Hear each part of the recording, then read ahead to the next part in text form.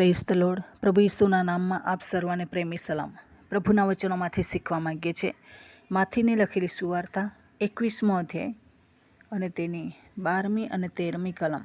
ત્યાં લખવામાં આવ્યું છે, પછી ઈસુ દેવના મંદિરમાં ગયો ને મંદિરમાં જેઓ વેચતા તથા ખરીદતા હતા તે સર્વને તેણે કાઢી મૂક્યા અને નાણાવટીઓના બાજટ તથા કબૂતર વેચનારાઓના આસનો તેણે ઊંધા વાળ્યા.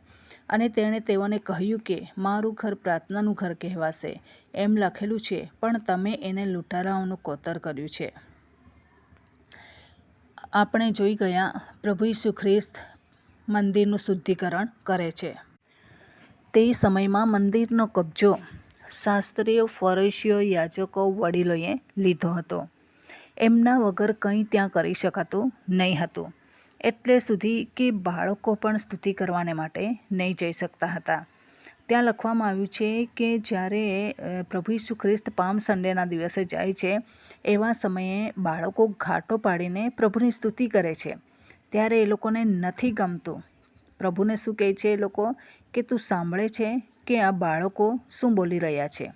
ત્યારે પ્રભુ શું કહે છે કે શાસ્ત્રમાં નથી લખેલું? બાળકો અને ધાવણા બાળકોના મોંથી સ્તુતિ સંપૂર્ણ કરાવી છે. આ બધું બાઇબલમાં છે, પણ આ લોકોએ વાંચ્યું નહીં. પ્રભુના મંદિરમાં બાળકો હોવા જોઈએ. સાથે સાથે આપણે જોઈએ છીએ તો પ્રભુની સ્તુતિ કરવાવાળા લોકો નથી, પણ કોણ છે? વેચતા અને ખરીદતા લોકો ત્યાં જોવા મળે છે. પ્રભુની સ્તુતિ પર રોક લગાવ્યો હતો અને વેચતા અને ખરીદતા લોકોને પરમિશન આપેલું હતું. એમના માટે વિઝા તૈયાર હતી. એમના માટે પ્રવેશ તૈયાર હતો. શેના માટે? ધંધા કરવાને માટે. કબૂતર વેચનારાઓના આસનો ઊંધા વાળ્યા. આ બધા ખરીદતા અને વેચતા લોકોને માટે મંદિર ખુલ્લું હતું, પરંતુ જે સ્તુતિ કરવાવાળા લોકો હતા એમના માટે રોક હતી. આજે આપણે જોઈએ છીએ તો ઘણી વખત એ જ પરિસ્થિતિ સર્જાય છે. પ્રભુના મંદિરમાં જોવા જઈએ તો ધંધાકીય લોકો, નોકરીવાળા લોકોને આગળ પડતું સ્થાન અપાય છે. પૈસામાં કોણ છે? પાસ્ટોરેટ કમિટીમાં લેવાના હોય તો આર્થિક રીતે સદ્ધર હોય એ લોકોને લેવામાં આવે છે. પછી પ્રભુની સ્તુતિ કરતા, બીક રાખતા, ઉપવાસ કરતા, પ્રાર્થના કરતા લોકોને માટે ત્યાં રોક છે. આજની તારીખની આ વાત છે. ઘણા બધા સેવકો કહે છે કે આર્થિક રીતે થોડુંક સારું હોય એવા લોકોને રાખો. ભલે પાપમાં હશે, ભલે ગમે તેવા હશે, ભલે વર્ષમાં 2-3 વાર આવતા હશે, પરંતુ પાસ્ટોરેટમાં આવા લોકોને રાખો.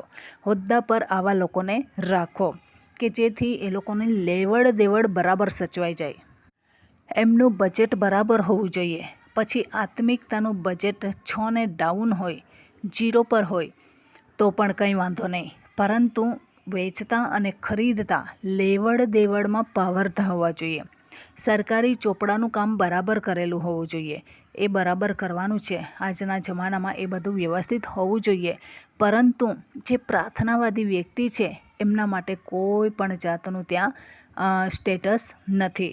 પ્રેરિતોના કૃત્યમાં 3 અધ્યાયમાં જોઈએ છે તો સુંદર નામના દરવાજા પર જે એક લંગડો માણસ, પાંગળો માણસ બેઠેલો હતો, ભીખ માગે છે. અને આ પિત્તર અને આ લોકો પ્રાર્થના કરવાને માટે જાય છે. ત્યાં સુધી લગભગ એ મંદિર ખુલી ચૂક્યું હશે અને પ્રાર્થનાને માટે એ પ્રમાણે હશે. પહેલાં પણ હશે, પરંતુ આ જે સ્થિતિ છે એમાં ખાલી વેચતા અને ખરીદતા લોકોનું બહુ મહત્ત્વ હતું. એમના માટે કોઈ જાતના નિયમો નહીં હતા, બંધનો નહીં હતા, પરંતુ જે સ્તુતિ કરવાવાળા નિર્દોષ બાળકો હતા એમના પર રોક લગાવવામાં આવ્યો હતો. પ્રભુની બીક રાખવાવાળા લોકો પર રોક હતો, પરંતુ આવા ખરીદતા વેચતા લોકોને માટે સ્વતંત્રતા હતી. આજે પણ તમારે જો આગળ વધુ પડતું કામ કરવું હોય મંડળીમાં, તો થોડાક તમારે આર્થિક રીતે સદ્ધર હોવા જોઈએ. આજનો પાળક સાહેબ, આજના લોકો એવી વાતો કરે છે. આત્મિક રીતે સદ્ધર છે તે નથી જોવાતું. આત્મિક ચક્ષુ બીડાઈ ગયેલી છે.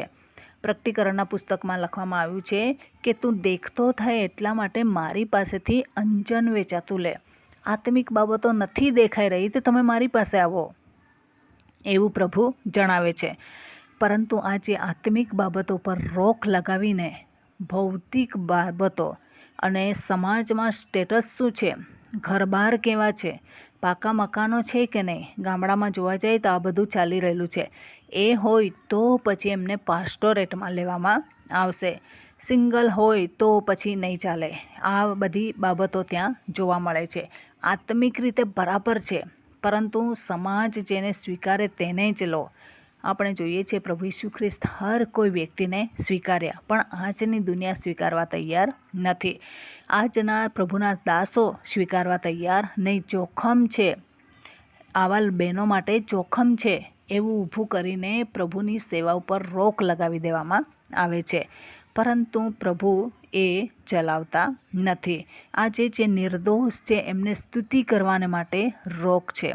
નિર્દોષ છે એમને સ્ટેજ ઉપર કોઈ લઈ જતું નથી, પરંતુ આર્થિક રીતે સદ્ધર હોય એમના માટે દરવાજા ખુલ્લા છે. આજે આપણે વિચાર કરીએ કે પ્રભુનું ભવન, પ્રભુની પવિત્રતા ક્યાં જઈને ઊભી રહેલી છે. જો આવા લોકો હોદ્દા પર રહેશે તો પછી શું આવશે આગળ? એ ભૌતિકતા જ આગળ આવવાની છે, આત્મિકતા આવવાની નથી. પ્રથમની મંડળીમાં પ્રભુ ઈસુ ખ્રિસ્તને અર્પણ કરવાને માટે જાય છે. એવા સમયમાં હન્ના 84 વર્ષથી વિધવા હતી. રાત દિવસ મંદિરમાંથી નહીં ખસતા ઉપવાસ સહિતની પ્રાર્થનાઓ કર્યા કરતી હતી. તેથી એ મંદિરની સ્થિતિ વ્યવસ્થિત હતી. આજે પ્રાર્થના કરવાવાળા લોકોને બહાર કાઢવામાં આવે છે, ઉપવાસ કરવાવાળા લોકોને સાઈડ પર કરવામાં આવે છે, પરંતુ આર્થિક રીતે સદ્ધર વ્યક્તિઓને કતારમાં લગાવવામાં આવે છે. આજે ખ્રિસ્તી સમાજની આ દશા છે, મંડળીઓની આ દશા છે. એના લઈને પરિસ્થિતિ વણસી રહેલી છે. એટલા માટે પ્રભુ કહે છે, અન્યાય વધી જવાના કારણથી ઘણા ખરાનો પ્રેમ ઠંડો થઈ જશે. અન્યાય વધી રહેલો છે. સેવા કરવા માગતા લોકોને માટે કોઈ ચાન્સ નથી. મારી મચડીને અમુકને ઉપર ચડાવી દેવામાં આવે છે. ઈચ્છા નથી પણ એમને ચડાવી દેવામાં આવે છે. પરંતુ જ્યારે પ્રભુ હિસાબ લેશે ત્યારે આ બધા સંતો, ભક્તો, હોદ્દેદારો બધાનો હિસાબ લેશે. તો આ દિવસોમાં આપણા મંદિરનું શુદ્ધિકરણ આપણે જાતે કરીએ. ભલે બહારના મંદિરમાં આપણને ચાન્સ નથી, કમસે કમ આપણા હૃદયરૂપી મંદિરને શુદ્ધ રાખીએ અને એમાં આપણે પાપથી બચી જઈએ. તો આ વચન પ્રમાણે જીવન જીવવા પ્રભુ આપણને સહાય કરે. વચનનો આશીર્વાદ પ્રભુ આપણને સર્વને પૂરો પાડે. આમેન. પ્રાર્થના કરીશું. પ્રેમાળ પરમેશ્વર પિતા, અમે તમારો આભાર માનીએ છીએ, તમારી સ્તુતિ કરીએ છીએ. રાજાઓના રાજા, પ્રભુના પ્રભુ તમે છો. તમામ શ્રોતાજનોને પોતાના હૃદયરૂપી મંદિરની શુદ્ધિકરણ કરવાને માટે મદદ કરો. એનો હિસાબ તમે માગવાના છો એમની પાસે. એટલા માટે પ્રભુ બહારના મંદિરો કેટલા બી ગંદા હશે, પ્રભુ તમે એને શુદ્ધ કરજો, પરંતુ હૃદયરૂપી મંદિરને પોતાના હૃદયને ચોખ્ખું રાખે શ્રોતાજનો, એના માટે તમે એમને પ્રેરણા પૂરી પાડો એવી કૃપા અમે માગીએ છીએ. આ પ્રાર્થના પ્રભુ ઈસુના મૂલ્યવાન નામની અંદર માગીએ છીએ. Amen. Thank you. Praise the lord. God bless you. Amen.